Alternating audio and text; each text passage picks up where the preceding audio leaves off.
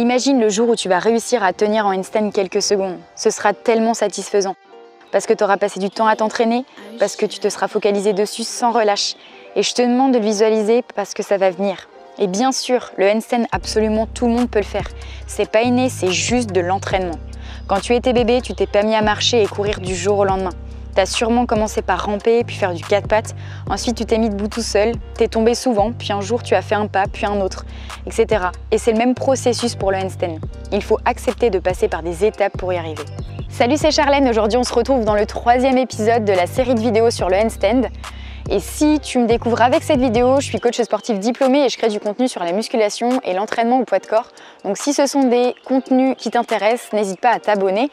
Et tu peux aussi activer la petite cloche pour te prévenir dès que je sors une nouvelle vidéo. Dans le premier épisode, on avait vu comment se construire des appuis solides pour se renforcer afin d'éviter de se blesser au fil des entraînements. Dans le deuxième épisode, on a vu comment commencer à pratiquer son équilibre en s'entraînant au frog stand.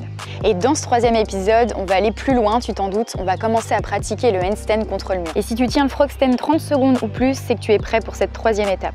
Dans un premier temps, on va voir comment bien se positionner au départ pour kicker contre le mur. Donc on se rappelle ce qu'on avait vu sur la position de nos mains dans le 2e épisode, les mains largeur d'épaule, les doigts écartés pliés, avec nos 3 points de contact. On va positionner une jambe fléchie à l'avant. Celle-ci va nous servir de jambe d'appui. Tu choisis celle où tu es le plus à l'aise.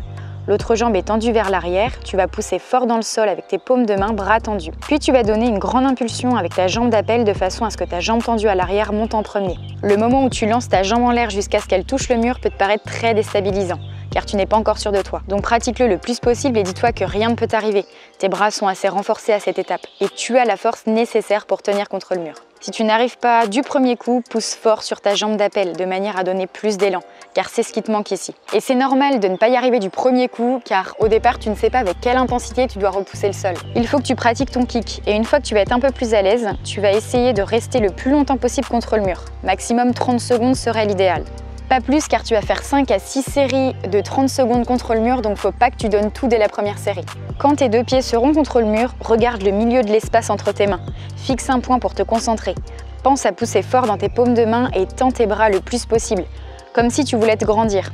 Je te donne pas plus d'infos ici car il faut déjà que tu t'habitues à cette position avant d'ajouter d'autres éléments. Après tes 5-6 séries d'handstand contre le mur, là tu pourras passer aux exercices de renforcement. La plupart t'enseigneront la méthode buste contre le mur. Mais moi, je trouve cette méthode hyper stressante pour la personne qui a peur de tomber de l'autre côté. Et personnellement, je l'ai jamais pratiquée pour cette raison. Et c'est pas pour autant que mon handstand n'est pas droit. Et la bonne nouvelle, c'est qu'il existe d'autres méthodes si tu te retrouves dans mon cas. Un exercice très intéressant que tu peux faire pour te permettre de renforcer tes épaules et comprendre comment tu dois te placer, c'est de te positionner en diagonale les pointes de pied contre un mur. Le but ici étant vraiment de repousser le sol comme si tu voulais te grandir, de serrer fort les abdominaux, de contracter les fesses, tes pointes de pied, ton bassin, tes épaules et tes poignets doivent être alignés. Tu peux faire 4-5 séries de 30 secondes. L'erreur à ne pas faire serait de cambrer le dos, vouloir sortir sa tête de ses épaules ou encore monter les fesses en haut. Et là tu vas me dire, mais au départ on ne sait pas si on alignait correctement ou pas. Et t'as raison car au début on n'a pas conscience de la position de son corps dans l'espace. Donc je te conseille de te filmer, ça te permettra de voir tes erreurs et de te corriger à la prochaine série. Et je trouve cet exercice essentiel pour commencer à travailler son alignement dès le départ, car dans la majorité des cas, les pratiquants commencent par avoir un handstand en forme de banane et seulement après travaillent sur leur alignement. Sauf que tu gagneras ton temps en apprenant un handstand droit dès le départ que si tu devais corriger de mauvaises habitudes. Le deuxième exercice que je te conseille de faire pour gagner de la force dans les épaules, c'est le Downward Dog Push-Up. C'est la version facile des pike push-up finalement. Au lieu d'être sur la pointe des pieds, tu es à plat. Ton dos est bien droit, tes jambes sont bien tendues et tu vas placer tes mains largeur d'épaule. Le but ici va être de faire une pompe dans cette position. Ton corps ne doit pas du tout bouger, seuls tes coudes fléchissent. Attention à ne pas laisser partir tes coudes vers l'extérieur, garde-les près du corps le plus possible. En bas de ta pompe, tes mains et ta tête doivent former un triangle.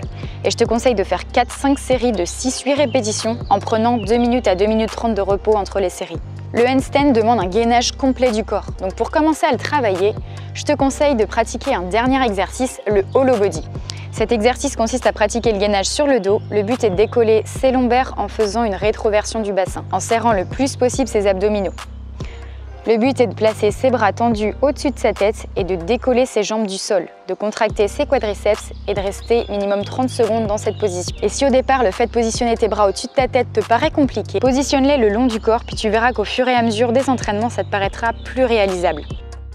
Lorsque tu sens que tes lombaires commencent à décoller du sol, relâche la position, repose-toi pendant 1 minute 30 puis recommence 4 à 5 fois. Et cet exercice est très intéressant pour comprendre comment se positionner pendant le handstand et ça te permet aussi de renforcer tes muscles profonds des abdominaux. Donc je te conseille de remplacer tous tes exercices abdominaux par ce gainage car tu verras que ça va beaucoup t'aider dans ta progression si ton principal objectif est le handstand bien évidemment. Voilà, c'est la fin de cet épisode, j'espère que ça t'a plu. En tout cas, comme d'habitude, si c'est le cas, petit pouce vers le haut, n'hésite pas à me faire part de tes ressentis dans les commentaires et aussi tu peux m'envoyer des vidéos de tes progressions sur Instagram. Et si les exercices que je t'ai conseillés te paraissent trop difficiles, n'hésite pas à les adapter à ton niveau en reculant tes pieds sur le downward dog push-up ou en utilisant l'option facile pour le hollow body par exemple. De toute façon, c'est normal si tu n'exploses pas tes performances au départ et surtout si ce sont des exercices que tu découvres. Ton corps a besoin d'adaptation donc tu t'amélioreras au fil des entraînements. Le plus important, c'est de faire mieux à chaque fois. Donc c'est pour ça qu'il est intéressant de se filmer pour savoir où on en est dans notre évolution. En tout cas, moi je te dis bon courage pour les entraînements et je te dis à bientôt dans le prochain épisode. Bye!